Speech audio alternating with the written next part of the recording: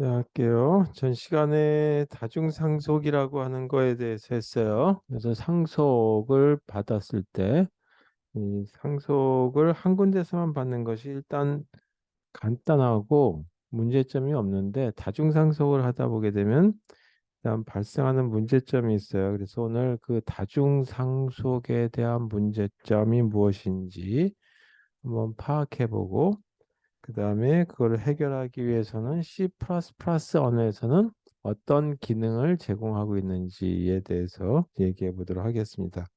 그래서 다중상속의 문제점이 있기 때문에 C++ 이후에 나온 언어, 객체지향 언어로서 대표적으로 자바와 같은 언어는 다중상속을 허용하지 않고 있습니다. 물론 제가 다른 언어를 다 조사해 보진 않았지만 대표적으로 객체지향 언어에 가장 그 최적화되어 있다라고 생각할 수 있는 언어, 그 자바의 이 장점이기도 하고 또 어떻게 보게 되면 단점이기도 한데 일단 뭐 이거 다 풀어놨어요. C++는 어떤 문제점이 있는지 한번 살펴보도록 하죠.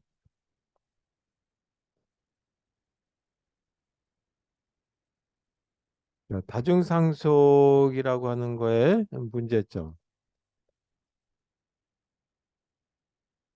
이 문제점을 보게 되면 이걸 뭐라고 얘기하냐면 우리 모델로 보게 되면 마른 모형이다. 또는 또 사람들에 따라서는 다이아몬드형이다라고 또 불러요. 이건 왜냐하면 이 그 상속받는 어떤 모습이 그런 다이아몬드 형태 같다 또는 마른 모형 형태다 같다라고 하기도 하는데 한번 예를 들어서 보도록 하죠. 네 개의 클래스가 있다라고 생각해 보겠습니다. 그래서 하나가 이 클래스가 있는데 이 클래스가 인풋과 아웃풋에 관련되는 거다라고 하고 가장 기본적인 거를 베이스 IO라고 하는 걸로 이름을 붙여 볼게요. 그리고 이게 두 군데의 상속을 제공하고 있어요. 그래서 하나가 뭐냐면 인풋 쪽에 관련된 클래스라고 하는 거에서 상속을 받고 있다. 그래서 클래스 인풋 그래서 in이라고 쓸게요. 네, 또 하나는 출력과 관련된 클래스 그래서 클래스 out. 자, 그래서 이와 같이 이 공통적으로 제공해주는 클래스가 베이스 IO라고 하는 게 있고 이거를 상속받아서 이 클래스 in이라고 하는 게 이용을 하고 있고 여기도 클래스 out이라고 하는 것도 이 같은 이 공통 조상 또는 이제 그 상속을 받는다. 근데 이렇게만 되면 끝나는 문제가 없는데 여기서 이렇게 또다시 in에서 상속을 받고 out에서 상속을 받아서 새로운 클래스 하나를 만들어서 그 클래스 이름을 in, out이라고 하는 이름을 가지고 하나 구축해 가지고 쓰려고 한다라고. 그런데 여기서 보니까 이 그 베이스 IO라고 하는데 보게 되면 이 모드라고 하는 멤버 변수를 하나 쓰고 있어요. 그래서 이게 뭐냐면 퍼블릭이라고 하는 기능 저희 그 접근자라고 하는 걸로 돼 있고 여기에 이 모드라고 하는 이 변수를 하나 쓰고 있다 이제. 그래서 이게 이 멤버 베리애블 하나를 쓰고 있어요. 그러니까 이거는 여기서도 상속받고 여기서도 상속받아요. 그래서 상속받은 거 양쪽에 상속받아야지 일로 온다. 자, 그러면 어떻게 되냐면 여기서는 이 상속을 두 단계로 거쳐서 나오는데 이런 경우 저희 그 인아웃 쪽에서는 모드를 여기서 쓸 것인지 여기서 쓸 것인지에 대해서 따라서 이 모드라고 하는 이 변수가 두 번 사용이 되는 거죠. 두 번째 그 공간이 만들어서 어떤 거를 이용해야 될지 애매모호해진다라고 하는 거죠. 그래서 이와 같은 이 모습을 마름모형 또는 다이아몬드형이라고 얘기하는데 실제 프로그램이 어떻게 되는지 여기 그냥 간단하게 이 상속 관계만 나타내는데 한번 작성해 보고 얘기해 보도록 하겠습니다. 자, 여기다 쓸게요. 자, 그럼 요거에 대한 모습을 쓴다면 이렇게 써야 되겠죠. 클래스 베이스 IO 라고 하는 이제 그 클래스가 하나 선언이 돼 있고 이 여기서 보니까 퍼블릭이라고 하는 접근자로서 모드라고 하는 변수를 쓰고 있다.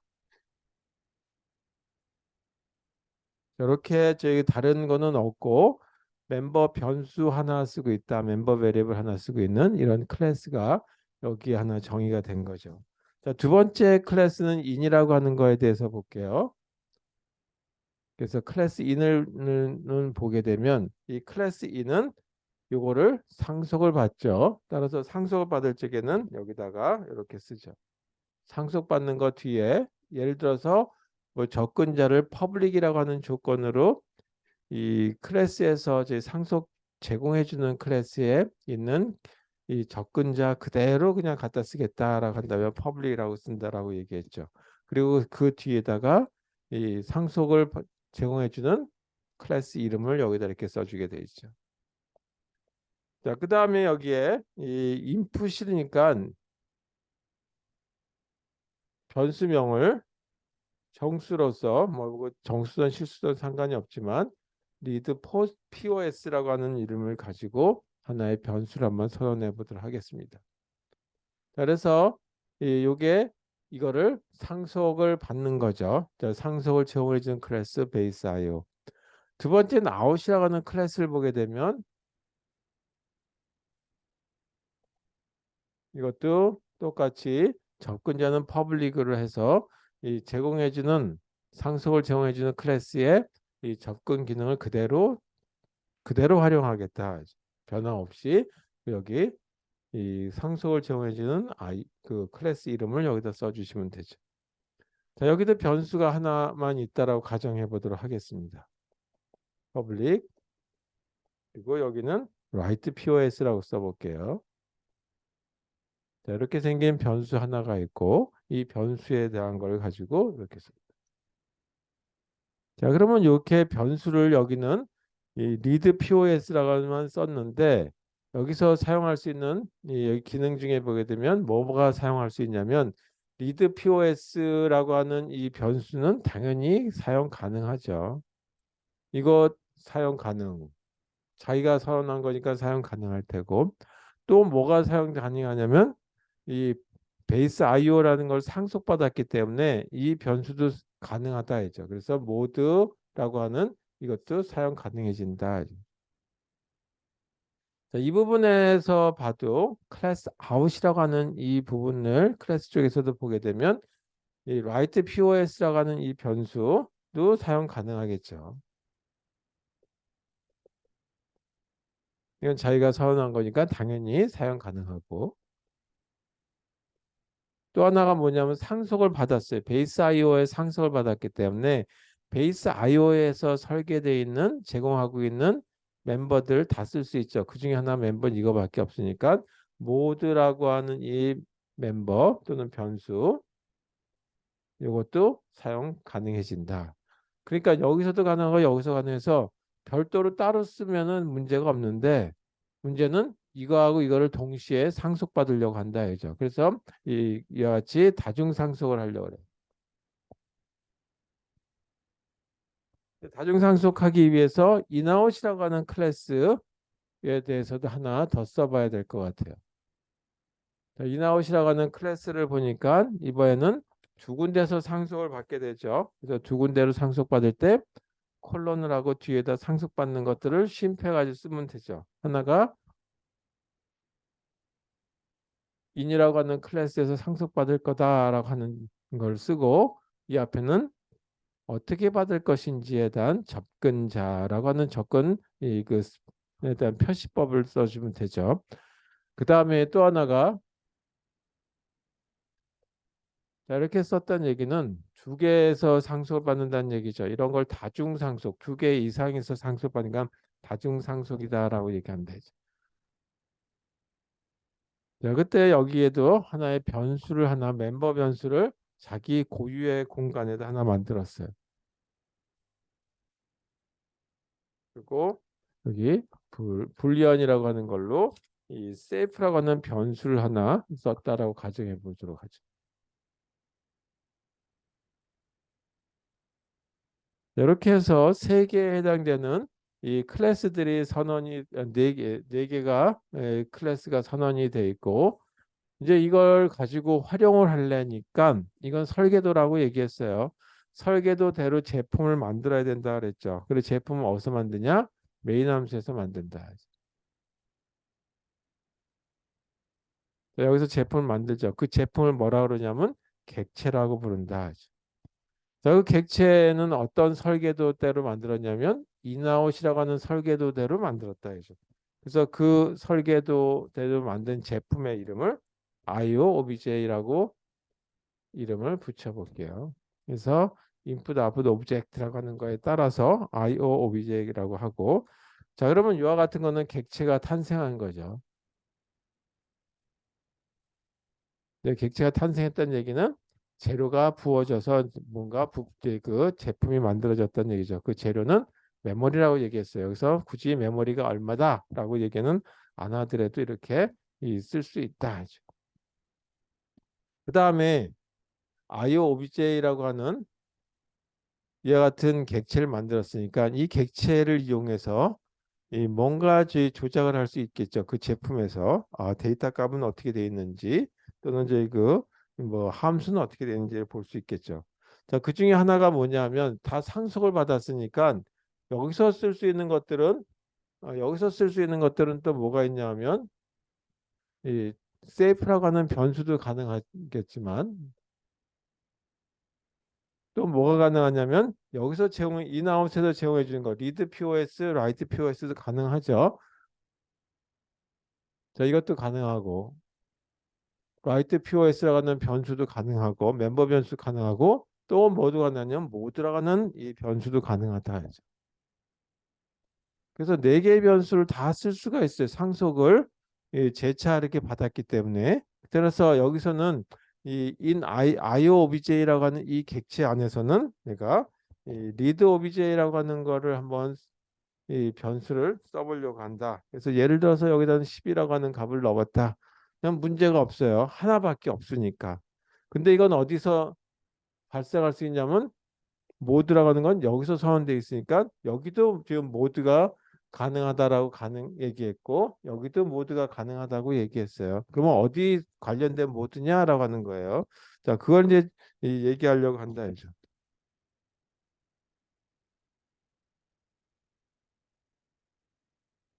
여기는 20이라고 써볼까요? 자, 어떤 값이라 상관없고 그 다음에 이 자체 내에 그 선언되어 있는 거니까 이 IOOBJ의 이 safe라고 하는 이 변수에다가는 true라고 하는 걸로 써볼게요. 자, 여기까지 문제가 없었다 이거죠. 근데 여기다 이제 하나 더 새로운 변수가 아니라 저희가 하고 이번에는 모드라고 하는 걸 한번 써보려고 합니다. 여기다가 오 이렇게 쓰려고 한다. 그래서 문제가 있는지 없는지에 대해서 한번 생각해 보자 이거죠. 그래서 이 부분이 이제 이 관건이 되는데 생각을 해봐야 될 게 이게 뭐냐면 클래스 인 아웃 그러니까 어디에 관련된 거냐 이게 클래스 인과 관련된 건지 아니면 클래스 아웃과 관련된 것인지 한번 알아봐야 될 것이다 이거죠. 그래서 이거 두 개가 있다 보니까 결국 뭐냐면 여기에 관련된 뭐든지 여기서 관련된 뭐든지를 알 수가 없다. 따라서 이와 같이 모드는 이거는 두 번 사용됐다 이제 어디서 사용됐냐 여기서 한 번 여기서 한 번. 그래서 두 번 사용됐기 때문에 그래야지 모호성을 갖는다. 그래서 이건 결국 어떻게 되냐면 이런 경우에서는 이 그 컴파일 에러를 나타나게 되겠죠. 따라서 이거는 에러다 이거죠. 그렇다면 이런 에러 있는 걸 갖다가 다 알고선도 C++에서 내버려 뒀냐면 그건 아니고요. 그래서 이거를 해결을 어떻게 할 것이냐라는 이걸 이게 이제 문제가 발생한 거죠. 그래서 이걸 해결 방법을 뭐를 하냐면 가상상속이라고 하는 걸 이용한다. 그 가상상속이라고 하는 방법을 적용하는 거죠. 그래서 가상이라고 하는 게 버추얼이라는 뜻이에요. 그래서 버추얼로 하는 이제 그 기능에 대해서 얘기해 보도록 하겠습니다. 그래서 가상 상속을 받기 위해서는 이그 가상 상속을 이용하게 되면 단 한 번만 사용되도록 이와 같이 이제 모두와 같은 이런 변수가 이 양쪽에서 사용되는 것이 아니라 한쪽에서 한 번만 사용되도록 이렇게 만들어주게 돼 있어요.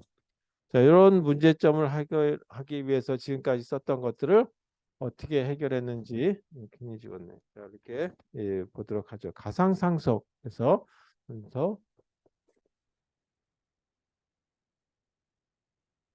굳이 이렇게 가상상속이니 뭐 이런 여러 가지 기능을 추가해 주느니 아예 이와 같이 다중상속 기능을 빼버리는 것이 더 나을 수도 있겠죠. 안 쓰는 게 더 나을 수도 있는데 그거는 차후에 생긴 언어들은 그와 같은 기능들을 빼버렸는데 다중상속의 기능을 빼버렸는데 C++는 해결 방안이라고 이와 같이 기능을 넣었다 하죠. 자, 그래서 이거에 대한 구문을 보게 되면 이렇게 쓰게 돼 있어요. 클래스 이름을 이제 선언하기 위해서 예를 들어서 상속을 받는 클래스다라고 했을 때 derived 그러니까 이제 파생 클래스죠. 파생 클래스에 네임이 있는데 이 네임을 1이라고 한번 해보자. 그리고 여기 뒤에다가 상속을 제공해 주는 클래스 기본 클래스죠. 그래서 이게 이 기본 클래스를 쓸 때 public 하고 나서 기본 클래스의 이름을 쓰죠. 베이스 클래스 네임이다라고 가정해 보죠. 자, 그때 여기다 앞에다가 뭐를 쓰냐 하면 이 앞에다가 버티려고 하는 키워드를 써준다.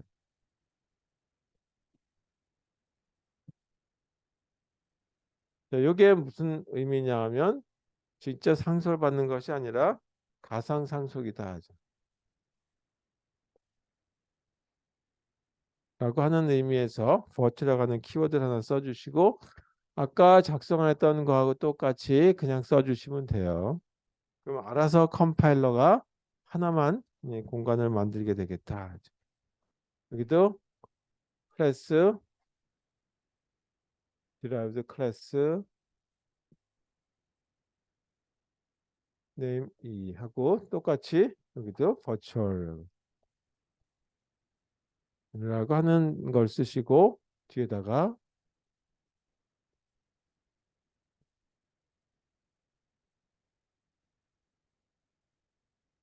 클래스에 대한 뭐 여러 가지 기능들 선언해 주면 이렇게 되겠다 하죠.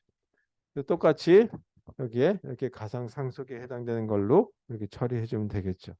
그래서 아까 했던 거를 다시 한번 쓴다 그러면 이렇게 작성이 될 거다 하죠. 이제 또 반복하는 거니까 조금 빨리 써볼게요. 여러분 이와 같이 가상 상속에 다시 씁시다.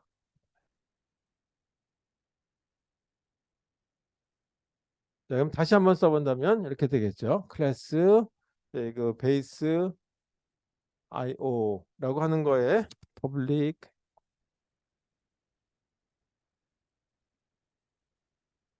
자, 이거는 저희 그 아까 했던 거 똑같고 이번에는 in이라고 하는 클래스에 여기 virtual 그다음에 public IO라고 하는 거를 쓰면 되겠죠. 자, 그다음에 public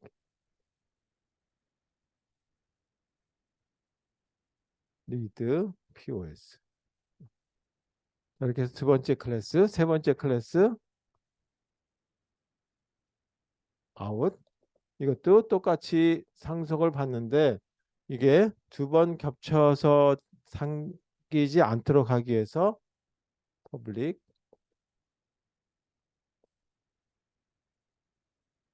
이렇게 하고 그 다음에 여기에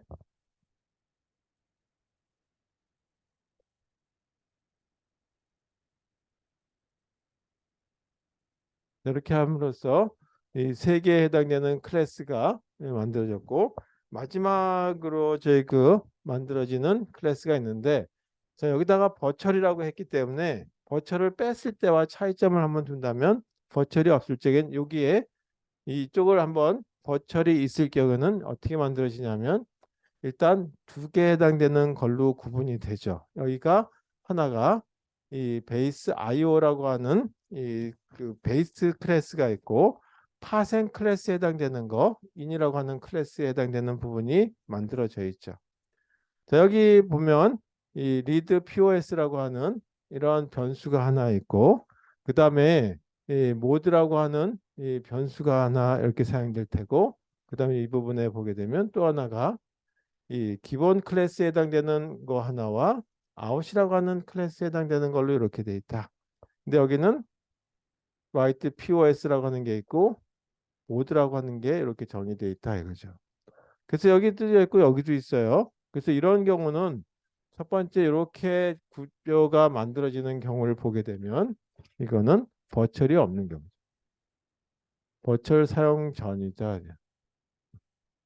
버철 사용 전은 이렇게 만들어지는데 버철이라고 하는 거를 이용하게 되면 이게 모습이 상속을 받은 이 부분에서 이 베이스 IO 부분이 있고 그 다음에 여기가 in이라고 하는 클래스가 있죠. 이렇게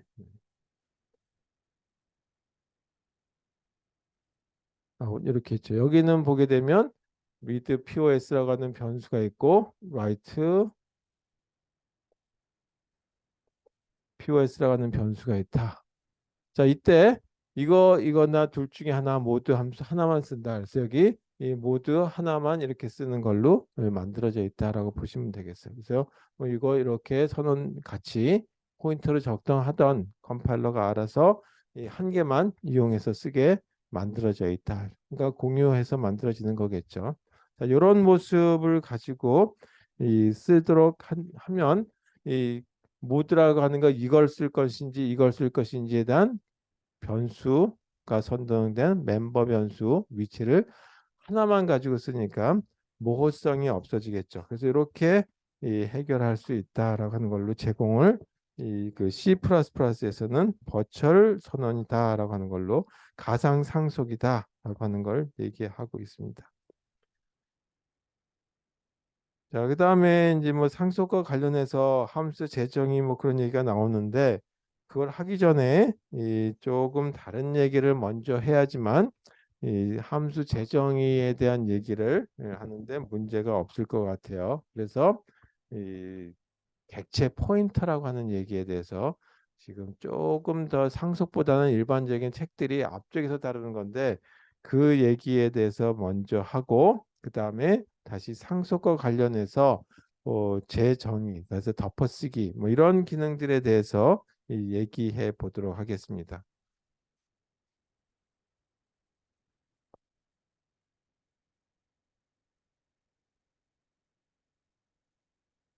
자, 이번에는 조금 앞쪽으로 다시 간다 그래서 이 객체 포인터라고 하는 거에 대해서 보죠. 우리가 C 언어를 할 때 보게 되면 참고로 C 언어에서는 이렇게 생긴 걸 포인터라고 쓰죠. 이걸 포인터. 그 다음에 이렇게 생긴 걸 갖다가 어드레스. 여기서도 마찬가지 C 언어를 그대로 저희 이용해서 할 수 있게 확정을 한 게 C++다 보니까 이걸 그대로 C++에서 쓰고 있어요. 그래서 이 객체 포인터라고 하는 거는 뭐냐면 객체에 대한 변수를 선언하는 거다. 그래서 그냥 우리가 아까 써보게 되면 어떻게 썼냐 하면 변수 클래스 그냥 이름 하나 찍어가지고 그냥 쓰는 경우가 있었죠. 그건 이제 좀 이따 얘기할게요.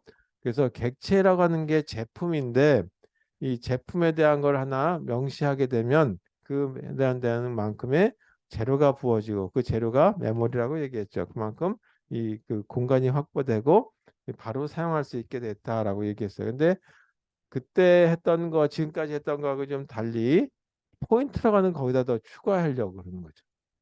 그래서 객체 포인터 변수를 일단 선언을 해야 돼요. 나는 이걸 갖다가 포인터로 쓰겠다라고 하는 거. C 언어에서 이렇게 쓴 경우가 있었죠. 예, 예. 저렇게 쓰기도 하고 또는 앰퍼센트 B 뭐 이렇게 쓰는 경우들이 있었어요. 그래서 이건 A라고 하는 게 가리키는 부분이구나라고 A가 가리키는 게 뭐다라고 하는 형태로 얘기한 거였죠. 자, 그다음에 또 하나가 뭐냐면 포인터 변수를 이용해서 객체의 멤버 변수를 쓸 수 있어요. 자, 이게 무슨 얘기인지는 이제 예를 들어서 얘기하면 조금 더 이해하기가 쉬우실 것 같아요. 포인터 변수를 이용해서 이 객체 멤버 변수를 읽고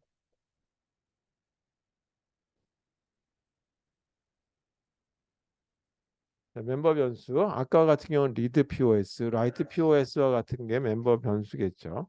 그래서 멤버 변수를 때로는 읽기도 하고 또는 멤버 변수의 값을 바꿔넣기도 하고 쓰기도 하죠. 업데이트 쓰기 및 또 변수만 있는 것이 아니라 함수도 있죠. 그래서 멤버 함수, 그래서 멤버 함수를 실행하는 거 그냥 그걸 갖다가 호출이라고 얘기할게. 이렇게 쓸 수 있도록 구축되어 있다라고. 그래서 별로 그렇게 기능들을 많이 만들어 놓으면 사용자 입장에서는 좀 불편할 수도 있죠. 그리고 또 다른 사람들이 만든 거를 읽는데도 조금 더 어려움이 있을 수 있는데도 불구하고 C에 있는 기능을 그대로 확장하다 보니까 이런 포인터라고 하는 개념이 여기도 도입이 됐다라고 생각이 됩니다. 저는 어떤 거냐라고 하는 걸 보죠. 그래서 원을 그리는 서클, 원에 대한 거를 한번 얘기해 보죠. 그 중에 하나가 뭐냐면 지금까지 이 뭐 도넛이라고 하는 것도 해봤고 피자라고 하는 것도 해봤어요. 그래서 그 이 원이라고 하는 모습에 대한 걸 가지고 이 객체를 하나 만들었을 때 그 객체를 도넛 또 이 원이라고 하는 거에 해당되는 설계도대로 만들었을 때 피자 뭐 이렇게 만들었었다라고 하죠. 그래서 먼저 이 원이라고 하는 거에 그 설계도를 보게 되면 여기에는 안경에 해당되는 부분이 변수로 선언돼 있다. 그래서 반지름에 해당되는 거가 이렇게 변수로 선언돼 있다고 가정을 해보자. 또 하나가 뭐가 있냐면 이 변수에 해당되는 걸 초기값을 줘야 되겠죠. 그래서 그때 하는 거를 쓸 수 있는 방법 중에 하나가 생성자라고 하는 게 있다. 초기화 작업. 그 생성자는 어떻게 되냐면 클래스 이름하고 동일하다라고 했어요.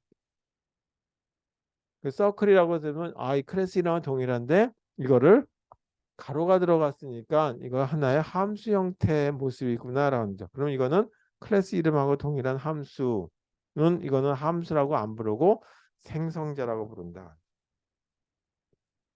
자, 이 생성자에서 해주는 거는 뭐냐면 반경 이걸 1이라고 하는 걸로 그냥 초기값을 주는 걸로 얘기하겠다. 이게 이제 생성자죠.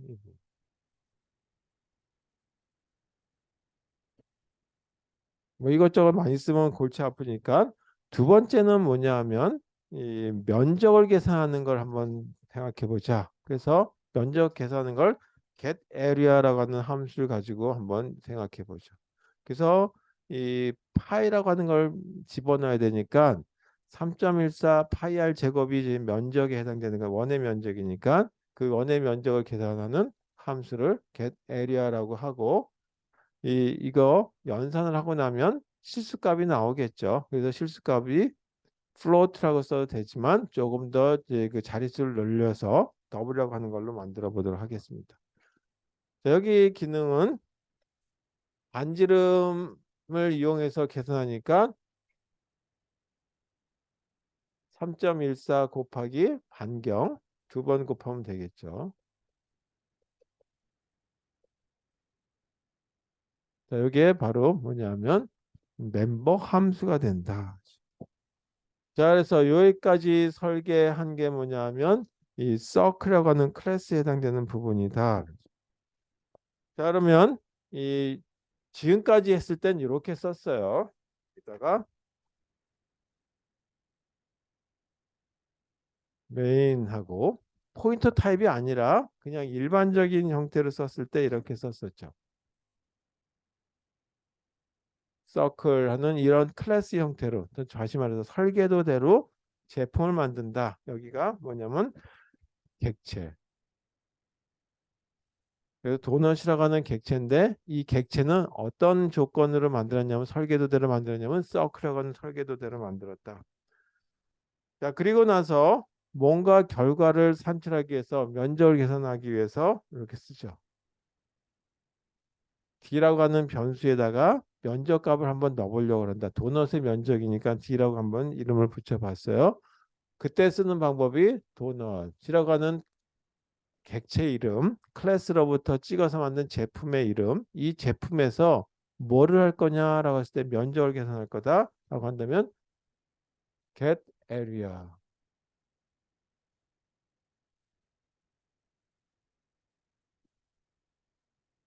이렇게 하게 되면 면적이 계산이 되죠. 자, 여기까지 하는 걸로 하고 그 다음에 뭐 출력을 해보겠다 그러면 C out 뭐 이렇게 해가지고 쭉 쓰면 되겠죠. 자, 이거는 포인터 타입이 아니죠. 이거는 이제 그냥 포인터 없이 쓴 거예요. 그래서 non 포인터라고 말을 쓰나? 그래서 포인터 타입이 아닌 이런 도넛 객체 오브젝트 도넛 이걸 쓴 거다 알겠죠. 자, 지금부터 이제 이거 포인터 타입을 쓴다 그러면 그렇다면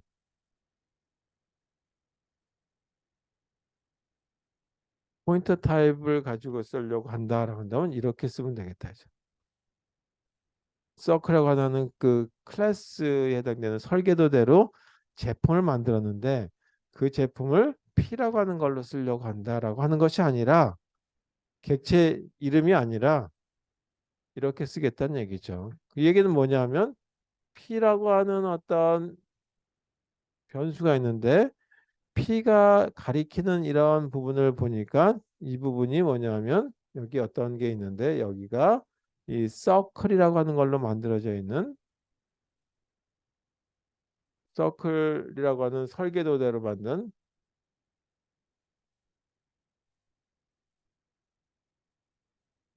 제작된 객체다, 제품이다. 이런 얘기죠. 그래서 이게 가리키는 부분이 이제 뭐냐면 서클이라고 하는 형태대로 만들어져 있는 제품이란 뜻이에요. 그래서 이거는 뭐냐면 P 자체가 그 제품이 아니라 P가 가리키는 거. 그래서 이거는 뭐냐면 이름, 포인트 이름만 결정한 거다라고 하는 거죠. 그러면 어떤 거를 이렇게 줄래? 어떤 클래스를 저희가 다시 말해서 여기에 해당되는 클래스를 만든 제품을 결정해 줄래? 라고 하는 걸 여기다 하나 더 써야 되겠죠. 그래서 여기다가 도넛이라고 하는 걸로 연결하려고 했는데 도넛 그대로 쓰는 것이 아니라 사실 아까서부터 얘기했듯이 여기에 이 제품에는 뭐가 필요하냐면 재료는 여기는 메모리였다라고 하죠. 그래서 메모리라고 하는 게 재료다 보니까 뭐가 여기 들어가냐면 주소라고 하는 부분이 들어가죠. 어디서부터 어디까지 들어간다라고 하는 거. 그래서 여기 예를 들어 여기 예를 들어 300번이다라고 하는 주소값이 들어간다는 얘기예요. 그 주소값에 해당되는 걸 써야 되기 때문에 할 수 없이 이렇게 불편하게 이 새로운 떠져 이거 뭐 C 언어에서 썼지만 이런 이 기호가 하나 또 써줘야 된다라고 하죠. 자, 이렇게 함으로써 P라고 하는 게 가리키는 부분이 바로 이 그 도넛이라고 하는 이게 도넛이라고 하는 제품이죠. 제품을 이렇게 손가락으로 가리키고 있는 거예요. 손가락으로 가리키는 부분이 도넛이라고 하는 거를 이렇게 명시해 줘야 되기 때문에 두 단계가 필요하다. 그리고 난 다음에 쓸 적에는 어떻게 하냐? 아까 여기 이렇게 썼었죠. D 하고 여기 점을 이렇게 썼었죠. 이제 여기는 조금 다른 방법을 가지고 쓴다. D라고 하는 변수를 선언했으니까 W라고 하는 걸 더 쓸 필요는 없겠고 D는 P라고 하는 거에 포인트일 때는 이렇게 쓰는 거 해봤죠.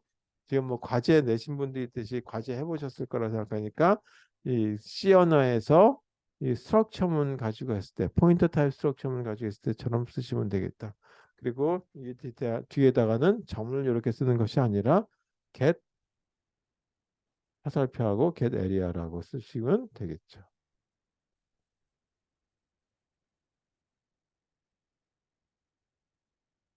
자, 이거나 별반 차이는 없지만 이와 같은 건 이제 또 뒤에서 계속 이 동적인 어떤 공간을 배당할 때 써야 될 경우들이 있기 때문에 요거에 대한 얘기를 먼저 해봤습니다. 자, 그러면 이 좀 그림상으로 보게 되면 어떻게든지 나눠서 얘기해 보도록 하죠. 자, 이 부분만 본다면 먼저 제 P라고 하는 변수가 하나 만들어지는 거죠. 자, 음.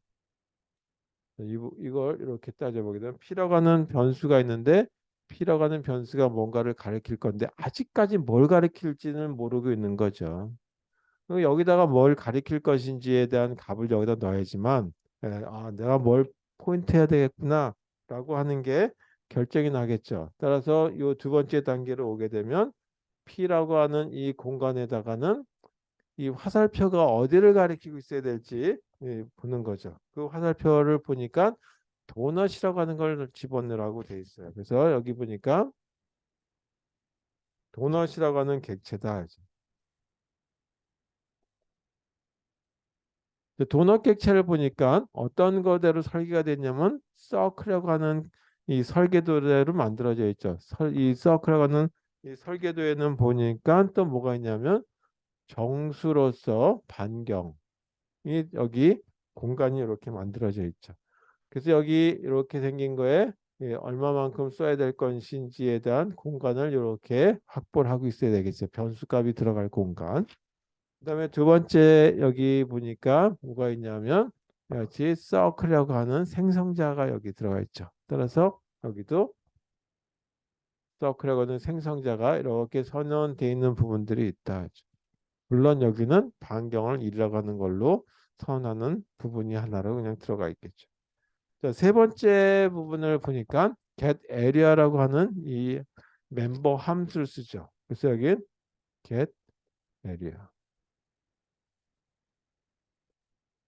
이렇게 세 개가 뭉쳐서 뭐가 되냐면 도넛이라고 하는 제품이죠. 이 객체인데 이 객체 만들어진 거는 뭐에 따라서 만들었냐면 서클이라고 하는 설계도대로 만들어져 있다. 따라서 아까는 뭘 가리킬지 몰랐는데 이거는 요걸 가리켜 주는구나라고 하는 걸로 결정이 된 거죠. 따라서 이 객체가 이게 아까 300번이니 뭐 말을 썼었는데 그 주소를 일일이 추적하려니까 어려우니까 여기 주소는 주소. 그러니까 시작 주소가 있는데 이 주소는 이렇게 나타내죠. 도넛인데 주소는 이렇게 쓰면 도넛이라고 하는 객체가 있는 주소입니다. 라고 하는 걸로 판단을 해라. 그래서 여기다가 이렇게 이 도넛이라고 하는 객체가 있는 주소 값을 집어넣은 것이. 자, 그 다음에 세 번째 이 부분에 오게 되면 뭐를 하냐?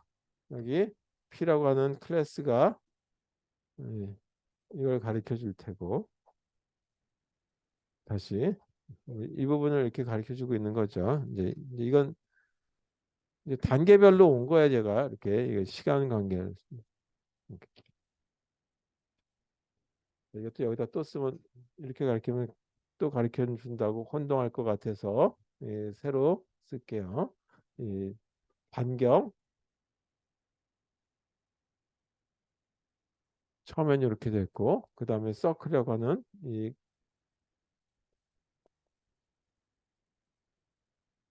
생성자 실행하고 그 다음에 get area라고 하는 이런 멤버 함수가 있다 하죠. 자, 이번에는 여기서 이거를 실행하는 부분이 요거가 만들어져 있고 이 뭐를 하냐면 get area라고 하는 걸 썼으니까 get area가 요거를 호출하게 되죠. 컷. 콜을 하고 나면 여기서 뭘 하냐면 d라고 하는 변수에다가 값을 집어넣겠죠. 따라서 d라고 하는 공간이 있고 이 d라고 하는 공간에다가 3.14 곱하기 1 곱하기 1 이렇게 돼서 여기 3.14라고 하는 값을 집어넣는다. 여기는 뭐가 들어갈까요? 1이라고 하는 값이 들어가겠죠. 이걸 함으로써 1이라고 하는 값이 들어간다. 그리고 이걸 실행함으로써 이렇게 리턴해 가지고 3.14라고 하는 값을 t라고 하는 공간에 집어넣게 된다. 라고 이해하시면 되겠습니다.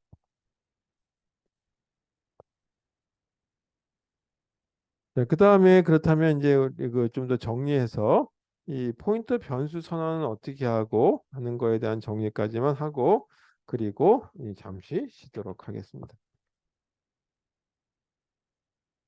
자, 여러분 객체 포인터라고 하는 걸 이용했을 때 선언하는 방법 이제 여기 다 했지만 다시 정리하면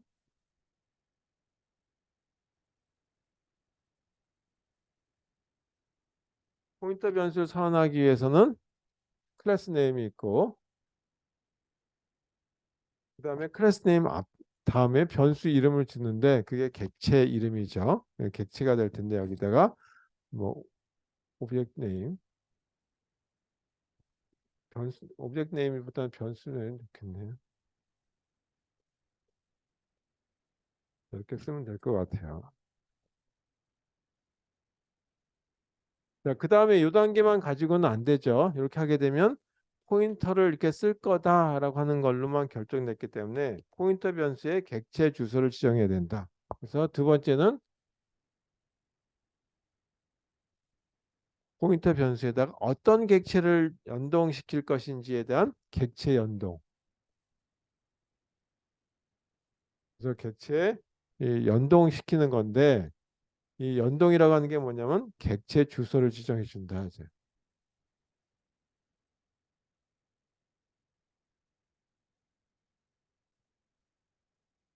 그래서 아까 했던 걸로 보게 되면 이렇게 됐었죠. 클래스라고 하는 거에 도넛이라고 하는 것까지 만들어 놓고 그 다음에 여기 예를 들어서 이렇게 썼다고 해보죠. 클래스 네임 도넛 이렇게 클래스 도넛인데 이건 객체 네임이고 서클 이라고 썼다는 거죠. 포인터 P 그리고 여기 P에다가 왜냐면 이렇게 해서 도넛 이렇게 썼던 거죠.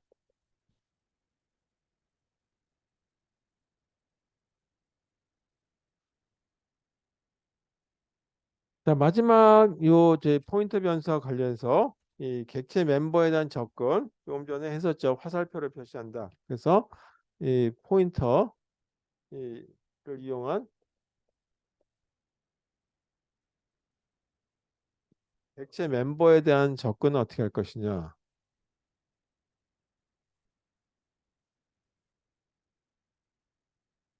이때는 이렇게 생긴 연산자를 이용하죠.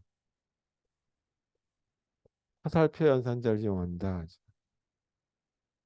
근데 화살표 연산자가 직접 이렇게 생긴 게 없으니까 지금까지 했듯이 두 단계로 하이펀하고 난 다음에 또는 마이너스 표시하고 난 다음에 이와 같이 이 부등호 이걸로 써주면 되겠다. 이걸 좀 더 정확하게 쓴다면 이거겠죠.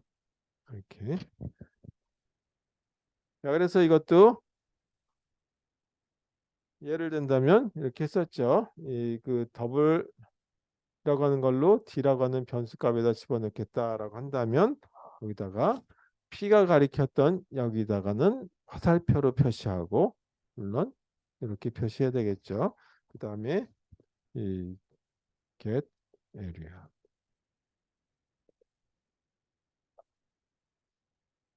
자, 이렇게 써도 되고 또는 이렇게 써도 동일한 효과를 나타내요.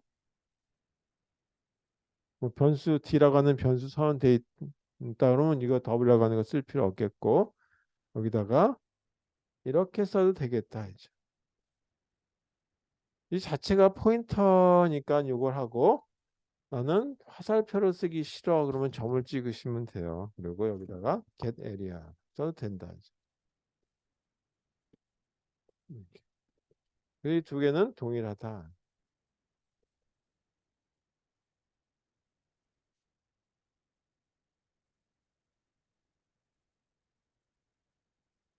여기까지 하고 좀 쉬도록 하겠습니다. 그래서 55분에 다시 시작할게요.